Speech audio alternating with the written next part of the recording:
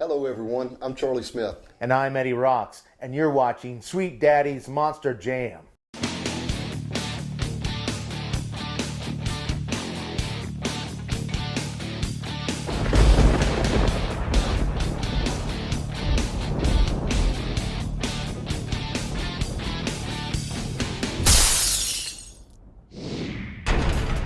Welcome to the show.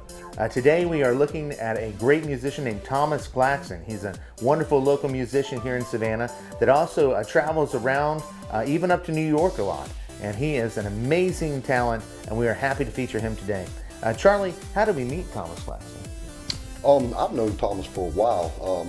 I've been watching him play for several years, man. He's come a long way too, man. He has just really blossomed as a musician and as a human being, man. Very intelligent person as well. Yeah, very smart. It was great talking to him about the local music scene and music history here in Savannah. He also had a lot of insight on the business as a whole, and we're excited to share this interview with you today. We got to go down to Forsyth Park, which is just in the heart of Savannah. It's a beautiful spot. Yeah, beautiful place. And again, we're happy to film downtown. So without further ado, let's go right to the interview with Thomas Claxton. Thomas Claxton has been a professional performing vocalist / musician for over 14 years. In the Savannah scene alone, he has performed in over 100 plus venues. He was recently chosen by Los Angeles, California-based Rockwell Magazine as their best male vocalist.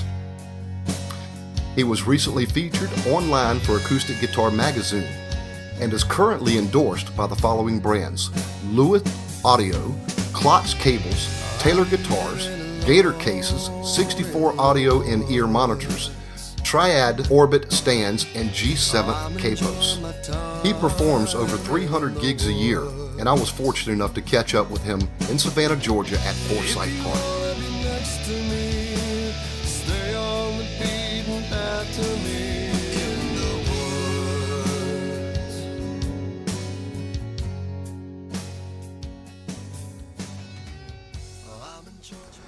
Hey everyone, I'm Charlie Smith, and sitting beside me, the one and only Thomas Claxton. How you doing, Thomas? Fantastic. How are you? Man, I'm doing awesome. It's such a blessing to be here with you, man. Thank you, brother. Hey Thomas, what age did you start playing music? Well, I was always performing ever since I was a little kid. Starting right up, doing things at my church and my school, talent shows. But I started taking chorus when I was in high school. Had an awesome teacher, and next thing you know, I decided to go forward with it and start playing music professionally at the age of 17 when I was still a junior in high school. Green as grass, but had to start somewhere. Right on, man. Well, what were some of your influences growing up? Oh, growing up, man, the thing was I was raised, around a family. My father loved bluegrass and Southern gospel, to be honest with you, but I didn't get into rock and roll until I was probably 14 years old. Got big, and all of a sudden I discovered grunge, Right Nirvana, on. Alice in Chains, Stone Temple Pilots, and to me that was just extremely different than what I listened to when I was a little kid. So I would say they were some of my first ones, and then from there it went into, discovering the Beatles, who still remain my favorite group to this day. And then from there I got into progressive rock and roll. I love progressive rock, Rush, bands like that. Yes, love it all. Pink Floyd, it's great stuff. Right on, man. Well, hey, man, about traveling, where have you been? Well, I played the Savannah scene for a lot of years, still do, and but the first time I went out of town, I'll never forget, was 2006. I went up to New York City and played some shows. So I left right from Savannah. First place I played out of town was New York City, and still play New York City to this day. And I got involved in a short-lived tour in 2008. Got to travel and do things on that tour. Played a lot of arenas in Florida, and did some stuff in South Carolina. Played the Savannah Civic Center here, and Wow.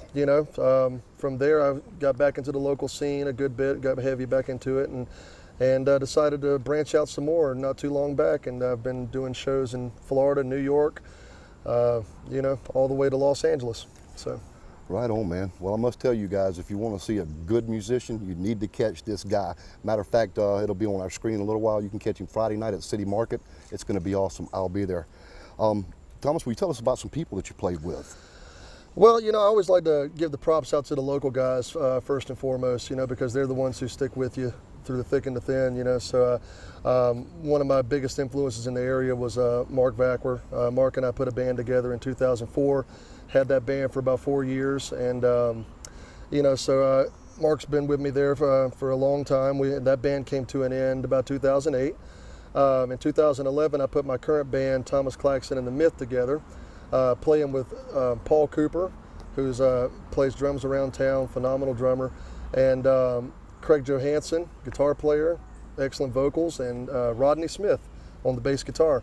So, my buddy Chris Stubbs was in the band for a while there, and Chris recently moved, so he's not with us anymore. But, as far as my influences nationally would go, internationally, like I said, I was always big into, bands like the Beatles. John Lennon was my favorite songwriter.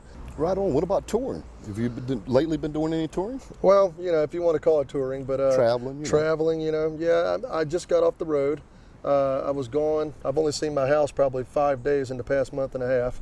I got on the road, went to New York City on May the 17th, and from New York City I went to Nashville, Memphis, Pigeon Forge, Myrtle Beach, Atlanta, Orlando. Went back to Nashville for the NAMM convention here last week. And big shout out to the Hard Rock Cafes, because they take care of me a lot on the road. And the Bitter End in New York City, all these venues are great, treat me like family whenever I'm in town. So, big shout out to those guys.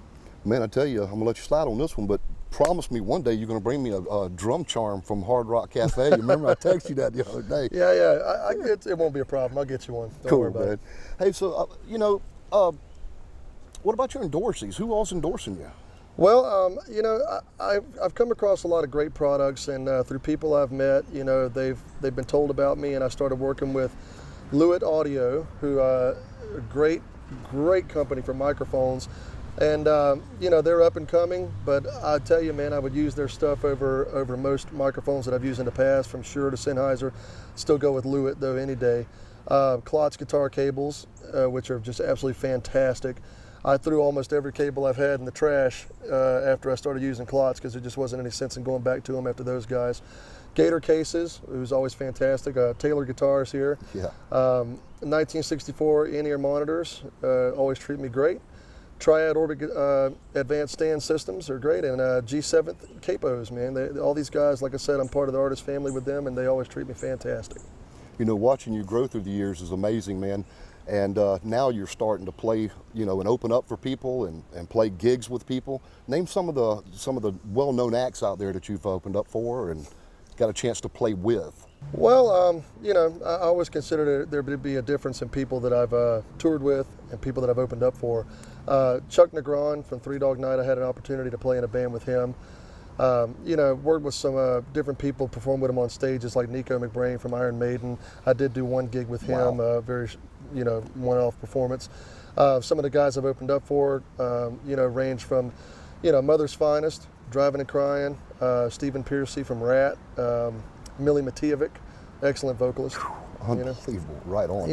I've just had an awesome opportunity. It's just, how this business is, man. It's about being in the right place at the right time, meeting the right people. Right on, man. Yeah. Can you speak a little bit about the local music scene and what your thoughts are? Oh, absolutely. I mean, the local music scene, Savannah has always been fantastic to me. A lot of musicians, they get to a certain point, some of them will leave town. People tend to think that the big three are the places to go: New York, Los Angeles, Nashville, and don't get me wrong, they're all fantastic in their own right. But the guys around here have meant so much to me over the years, and I've learned so much. Like I said, I mentioned Mark Vackwer earlier. The roadies were fantastic to me. My first ever full-time paid job was delivering pianos for George Roadie, Carol Roadie, and James Roadie. Right on. Some of the guys to first be there for me when I first started working in the scene ranged from Gordon Perry and Howard Jobe, people like that. Chief was always fantastic to me. One of my biggest influences, for entertaining people, and Jerry Zambito has always been there for me. Roy Swindell, you know, and all those guys mean so much to me. They really do.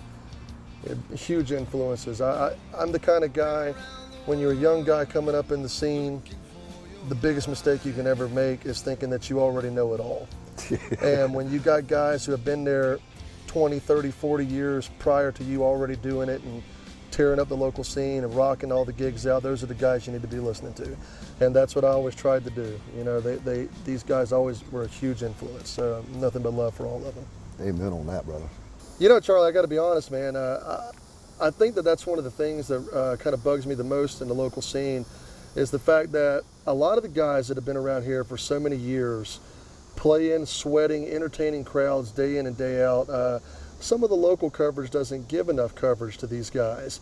You know, a lot of the guys that come from out of town get a lot of exposure. You know, when you have a guy who's been playing, you know, the downtown scene or out on Tybee or any of the local coastal empire area, been sweating at it for 40 years, and sometimes I just don't feel like they get enough love and respect, and that's why I think it's awesome what you guys are doing, to be honest with you. You know, bringing in some of the guys who necessarily wouldn't get all the appreciation that they absolutely deserve. You know, some of these guys, I think some of these publications are to give a small article to a different local guy every week, in my opinion, because those are the guys that really make this local music scene tick. Right. You know, if it wasn't for these guys in this local scene doing it, you know, you couldn't just bring out-of-towners in here. And we've got the talent here in Savannah to really, really show off exactly what Savannah's all about. You know, so like I said, nothing but love for you guys for doing what you're doing. Absolutely. Love back at you, bro, because, you know, our passion is to lift you guys up and actually support this local music scene. And interviewing people like you with the passion and the love that you have, not only for your music, but for your fellow musicians, man, I commend you, dude. That is so friggin' awesome, man. Well, it's my pleasure. Right on, man. Got to show the love to the guys who are the biggest influences to you, that's for sure. Well, now that I'm off the road, don't have to do any out-of-town stuff again until August, September. So getting right back into the local stuff here. I've got shows coming up or performances coming up in City Market, the Westin Hotel, Harley Davidson of Savannah, the Bayou Cafe, which, you know, I've been playing the Bayou now for the past 14 years. It's like a home to me here in town. The Warehouse, which I've been a regular weekly performer at the Warehouse now for 11 years. You know, all those places I've got regular gigs coming up, you know, so looking forward to getting back into the things here. You know, I really don't have to say nothing about the Rush song that you did that night, because you know how I feel about that now, so that's all cool. Well, you know, it's like I told you in there earlier. When I play solo acoustic, I don't think there's any one exact proper way to do it.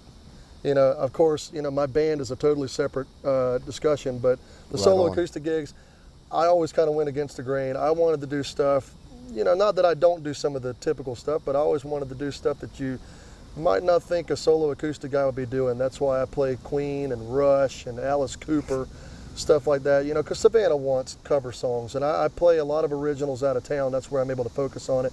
But Savannah's a tourist town, so they want cover music, and if you're going to make a living around here, that's what you got to do. So if I'm going to have to play covers, it's definitely going to be different and interesting stuff. Speaking on your originals, while we're on that subject, man, tell me a little bit about your upcoming album. Well, my upcoming album, man, I'm really looking forward to it. It's being produced and engineered here by Eric Winbush, who's also been a huge part of the Savannah scene for a lot of years. Got some awesome local players playing on it, from Paul Cooper and Mark Vackwer to Craig Johansson, Rodney Smith. These guys are all playing on it. Plus, I'm really excited about it because I've got Mario Cipollina, who was the original bass player for Huey Lewis and the News, played on all their biggest hits. He's one of the bass players on the album. Michael Amico out of Orlando, Florida, manager at Bass Central, is playing on the album as well. I've got P-Funk guitarist, Parliament Funkadelic guitarist, Michael Hampton playing on this album. Right. And an excellent guitarist who's played with Blood, Sweat, and Tears out of Nashville named Tony Sarno.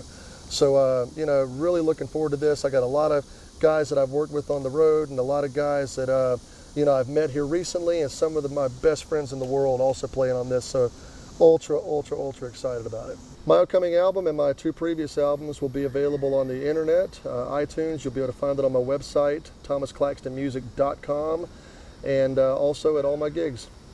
Man, that's awesome. Well, listen, Thomas, I want to thank you so much. It has been friggin' awesome to have you here. Thank you, bro. You I keep appreciate doing you what guys you're having me. doing, man. We're proud of you, man. And you just keep rocking Thank you. on.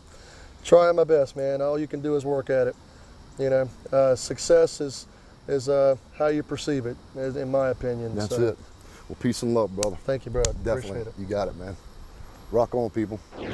Well, that was awesome. Once again, Charlie, you are getting better and better every time. Well, thank you, I'm Eddie. telling I you that. appreciate that, man. Man, I had a blast this time. It was Yeah. awesome, dude. I'm excited. This show, I think, has a future, and you are a big part of it.